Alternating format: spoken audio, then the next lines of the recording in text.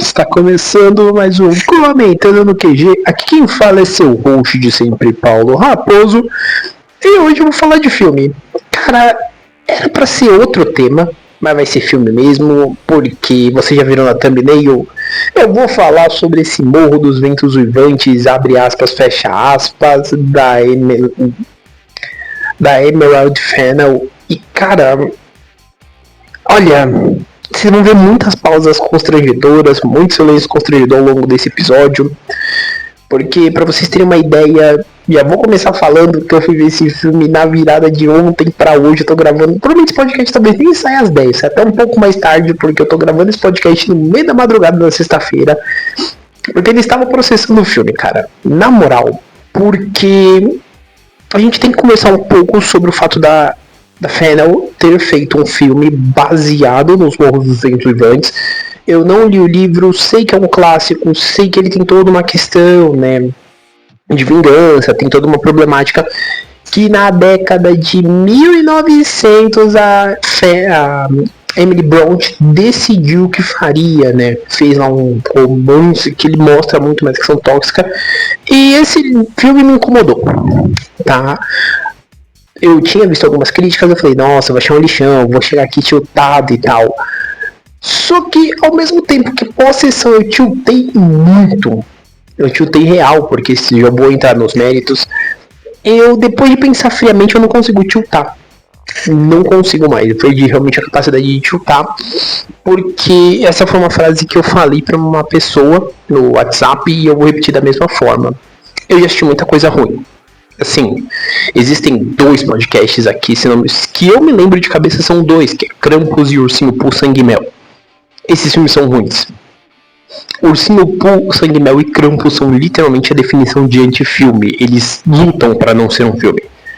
Só que poucas vezes eu vi um filme que tinha potencial e ele é extremamente ofensivo. Ele é ofensivo pela forma como ele opta por abordar um tema, como ele opta por seguir uma ideia, tá? E o, abre aspas, Morro dos Ventos Uivantes, fecha aspas, ele é esse tipo de filme. Ele é um filme que ele me ofende por ele vender romance onde não há romance. Onde ele tenta fazer parecer uma história de um amor que estava destinado e não deu certo, onde não existe, tá? E eu tô falando isso de uma forma muito simples, porque a ideia do filme, nem entrei no mérito, mas vamos contar. Ele é focado na Catherine e no Radcliffe, que cresceram juntos, né? Porque o Radcliffe é adotado com várias aspas pelo pai da Catherine, e os dois crescem juntos numa relação de dependência, eu não vou chamar de amor, é uma relação de dependência. E a gente acompanha isso. Quando eles crescem, o Radcliffe gosta da Cat, a Cat diz que gosta do Radcliffe, só que em dado momento ela conhece o Lord Layton, ela vai na casa dele pra jogar um charme, e nisso ele decide casar com ela casa com ele, o Radcliffe some e aparece anos depois. E aí a gente vai ter o desdobramento da história num outro ato. E cara, é tantas camadas, é pior que uma cebola, porque é tantas camadas e quanto mais camada vai saindo, pior fica.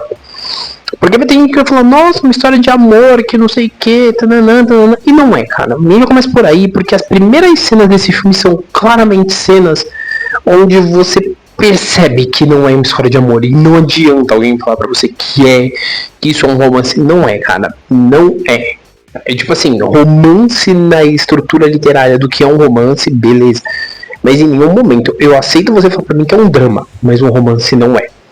Tá? Primeiro porque uma das primeiras problemáticas é que não tem um personagem normal, né? Eu meio que coloquei depois dessa menção e até me deram alguns argumentos pra quebrar, porque pra mim a empregada, né, a Nelly e o Edgar, né, o Sr. Layton, eles são os mais normais no rolê. Mas aí me deram depois argumentos que realmente quebram um pouco a minha visão. Mas pra mim são os dois mais assim, que tem problemas, mas dos problemas os menores. Porque a gente começa do Radcliffe, que ele é uma criança que nunca teve, pelo que eu entendo, pelo que fica claro, nunca teve amor, né, do próprio pai. Ele é adotado e a primeira frase que ele ouve quando o pai da Catherine fala sobre, né, que ela chega com ele perto do pai, o pai fala assim, ele é seu cachorro. E essa menina, que ela, pra mim, no começo ela parece atípica, e do nada eles têm também dessa menina como uma menina extremamente mimada. Uma menina que ela quer ter tudo nos olhos, ela não quer ter ela não gosta necessariamente do Radcliffe. Ela é temperamental, ela é geniosa, até aí beleza. Até aí tudo bem. Ou seja, vai piorar muito. Só que ela também é muito egocêntrica e ela tem alguns problemas muito grandes, tipo assim, achar que o mundo gira em torno do umbigo dela e mais do que girar em torno do umbiguinho dela. Ela acredita, ela vê o Radcliffe realmente, tipo, como um bichinho, como algo que vai ficar sempre do lado dela. Que em hipótese alguma vai sair, ela se torna obcecada por ele, da mesma forma que às vezes a pessoa se torna obcecada por um pet. Desculpa se você não concorda, mas pra mim eu fiquei muito nessa sensação. É tipo aquela criança que ela se apega muito àquele pelúcia, aquele bichinho, e anda com os pra cima e pra baixo e não aceita. Entende? Inclusive, isso fica muito claro, porque a gente vai percebendo à medida que a história vai passando, fica mais claro, por exemplo, que o Radcliffe gosta da Catherine, só que o Radcliffe é meio bichão do mato. O que torna tão problemático quanto mais pra frente. Que ele já é um ser humano bruto, meio rude, ele não tem esse conhecimento de amor. E a vida sempre foi soco, soco, soco. E aí, como diz um cara que eu sigo no Instagram, e ele fala de várias obras, eu não vou lembrar o nome agora, mas eu lembro, depois eu marco aqui. Ele fala isso quando ele vai falar da galera falando bem de uma determinada obra, que ele fala assim: passou a vida inteira tomando soco, tapa e chute, te oferecem bosta e você acha que é a melhor comida do mundo. Te deram um prato de bosta e você tá falando que é maravilhoso. É meio que isso, tá ligado? O Radcliffe, ele passou a vida inteira tomando soco, chute paulado e murro na costela. Alguém chegou nele, não deu um murro, deu tipo 2 tapinhas na cabeça e ele falou: caralho, é carinho. E ele vai embora. E não isenta nada do monstro que ele se torna, tá? Que isso fique muito claro. Mas assim, é um ser humano que não dá, mano. É muito complicado, assim, olhar e falar que há uma sensação de sentimento. Enquanto eu sei que vai, tem gente que vai falar pra mim: não, Paulo, mas mano, não há, caralho. Não há, entendam isso. Não existe em nenhum momento ao longo de 2 horas. Se olha que teve um momento que eu tava revirando o olho. Juro pra vocês, teve um momento que eu revirei o olho assim, eu tava: meu Deus, o que eu tô fazendo aqui? Estou me sentindo ofendidíssimo. Mas em nenhum momento ao longo de 2 horas e 10 de filme, 2 horas e 13, whatever, eu senti de fato que havia um sentimento que a gente possa chamar de amor. Havia sim uma obsessão muito doentia, um relacionamento extremamente pesado e tóxico, mas não havia amor. Um não gostava tipo do outro da forma que nós podemos considerar amor. A menos que você considere amor os casos que vai depois parar no jornal, porque alguém foi de base. Se você considerar isso amor, beleza, aí a gente fala que é amor, mas não era. Não era porque a gente tem um dado momento no filme que fica muito claro que, tipo assim, vou usar um termo diferente. Ele não é amor, é o termo de eu tenho pra mim, é meu, entendeu? Eu chamo isso de amor, mas não é. Entenderam? Para os personagens, esse conceito para os nossos protagonistas é amor. E isso fica muito claro quando a família Layton chega e a Catherine tá conversando com o Radcliffe e ela começa a falar que ela vai ir lá, que ela vai ser o que, não sei o que. Aí começa a falar que vai se exibir pro Sr. Layton para, tipo assim, ter dinheiro pra conseguir casar e tudo mais. Em dado momento, ela pergunta pro Radcliffe o que o Radcliffe faria se ele tivesse dinheiro. E ele meio que brinca, falando: eu teria muitos empregados, isso, aquilo, e me casaria. Só que em nenhum momento, pra ele, quando ele fica quieto, ele ainda faz meio que brincando, mas ainda assim, em nenhum momento um tem coragem de olhar pro outro e falar: de fato, eu gosto de você. É sempre palavras não ditas, de uma forma velada, e é sempre de uma forma que não demonstra necessariamente um amor, demonstra uma dependência. Tipo, eu sou... Inclusive tem momentos que tem, eu acho que os 2 momentos específicos que é dito que a Catherine e o Radcliffe, eles são um só. Eles são apenas um. Tipo assim, ela fala que ele é ela e ele. Tipo assim, ele evidencia a questão da dependência, entendeu? Ele meio que deixa claro que assim, independente do que seja, os 2 vão ser sempre um. E essa parte que me pega. porque reforça muito esse discurso merda de dependência de não, eu não sei viver. E não é muito assim, entendeu? Por mais que o livro, porque o livro, né, pelo que eu já ouvi o pessoal falar, ele nunca trata isso de uma forma romantizada, de uma forma, nossa, olhe com essa ótica mais bonitinha. Não existe. Realmente é para ser pesado, para ser esse negócio objeto, esse negócio, entendeu? Esse negócio que você sente mal. Aqui não, aqui você não tá em nenhum momento se sentindo mal. Você se sente mal pela abordagem, mas tipo assim, a história em nenhum momento ela tá tipo olhando pra sua cara e falando assim, você tem que se sentir mal, isso é ruim. Não, ela vende muito floreio, ela vende uma estética muito bonita, estética muito colorida, muito brilhosa, uma estética extremamente carregada, o que entrega, inclusive, momentos muito fortes, né, de narrativa. Momentos que fazem de fato você olhar para isso como se fosse uma das coisas mais bonitas que há. Então, assim, é um livro não, um filme que ele dói. Ele dói porque ele te ofende. E ele não é que ele te ofende porque, nossa, ele é ok. Não, ele te ofende porque você tá olhando e você tá tipo assim, caralho, isso tá errado. E você vai vendo que vai ficando cada vez pior. Até que num determinado momento já tá tão errado que você não sabe mais o que pensar, entende? E aqui, desculpa, eu vou me caber de alguns mini spoilers assim muito por cima. Por exemplo, o momento que você percebe que se está muito errado e a tendência é piorar é quando ele volta, já cheio de dinheiro e tal. E a primeiro encontro, a Isabela, que é como se fosse uma parente ali. É como é a companhia, é a pessoa que vive junto com o Edgar. Ela fica interessada e ela vai perguntar pra Cat se ela pode chegar no Radcliffe. E a Cat, ao invés dela tentar incentivar, não. Ela dá a entender indiretamente que é um brinquedo, que é um negócio dela, que ela começa, ele é bruto, ele é isso, ele é aquilo, você não vai aguentar e não sei o que. Ela meio começa a minar a outra moça de chegar nele. Inclusive, em dado momento, a Isabela, quando ela percebe que isso pode ser ciúmes, ela até retruca, né, que ela fala, dá uma, não vou lembrar agora a metáfora, mas ela usa uma metáfora pra deixar claro que a coisa tá com ciúmes, que a Catherine tá com ciúmes, e quando ela fala que a Catherine não gosta, e a Catherine fala, vai lá, porque ele vai se divertir, e eu também.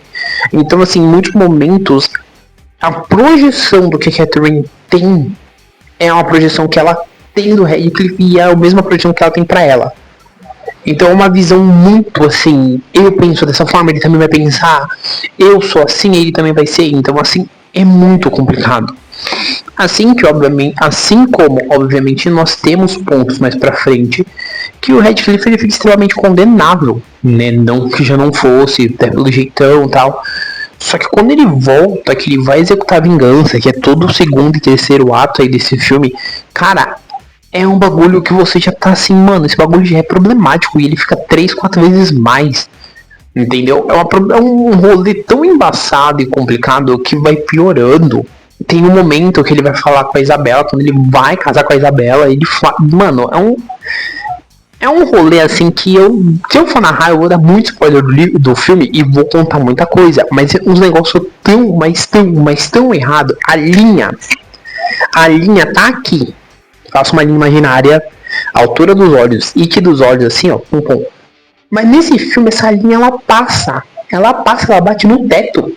Porque, cara, é extremamente. E aí você que vai ver esse filme, você que está ouvindo esse episódio, vai olhar pra minha cara e vai falar, não, provavelmente é um romance. Não é, irmão. Não é. Vamos acordar pra vida, gente. Vocês não estão em Nárnia, não, caralho. Puta merda, não tão. E não é um romance. Tipo assim, ele é um filme doentio.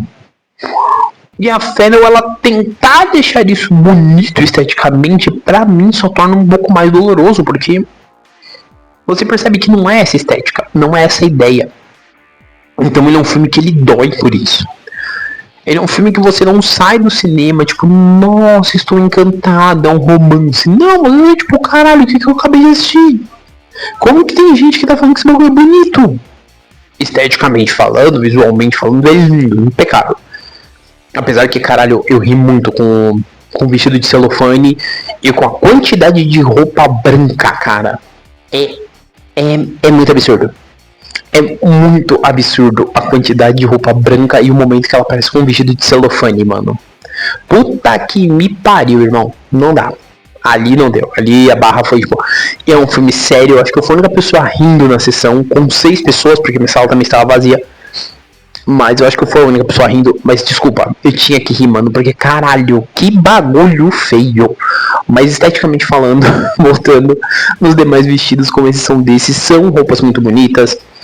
Eu não vou entrar no mérito se é roupa ou não de época, porque eu não sou o cara da época, dos filmes, séries, novelas, livros de época. Mas do pouco que eu gosto de filmes nem dessa pegada romance, drama, etc., eu posso falar que esse filme ele é ofensivo. Ele não é ruim, ele poderia ser muito melhor. E eu não vou nem entrar em méritos baseados no livro, porque como eu já mencionei, eu não li.